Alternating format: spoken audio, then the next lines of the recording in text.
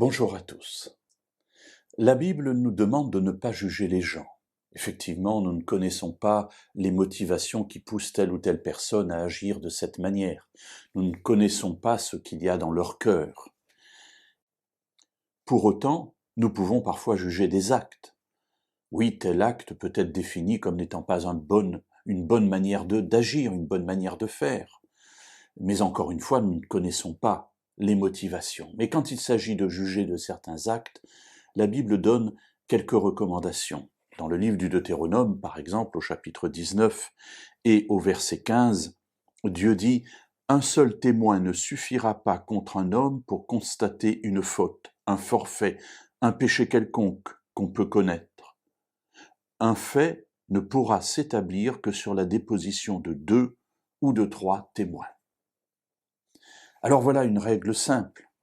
Lorsque nous entendons dans les conversations quelque chose sur quelqu'un, peut-être que la première chose c'est de dire « Est-ce que tu fais bien de partager cela? Est-ce que tu fais bien de faire que j'ai maintenant à porter ce poids alors qu'il ne me concerne pas ?» Mais cela peut arriver.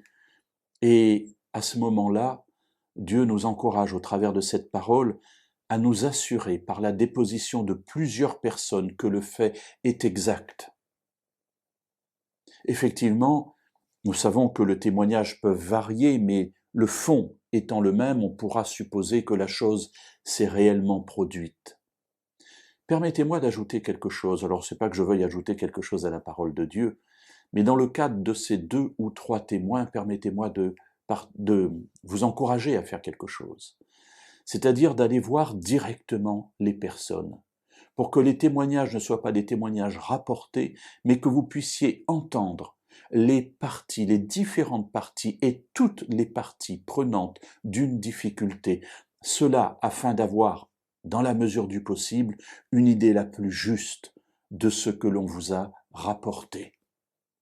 On vous dit quelque chose de quelqu'un, allez voir la personne directement.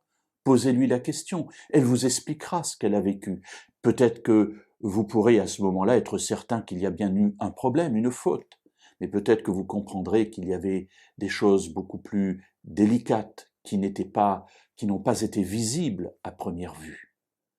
Oui, ne soyons pas prompts à prendre des décisions lorsque nous n'avons pas entendu toutes les parties et plusieurs parties sur les mêmes événements.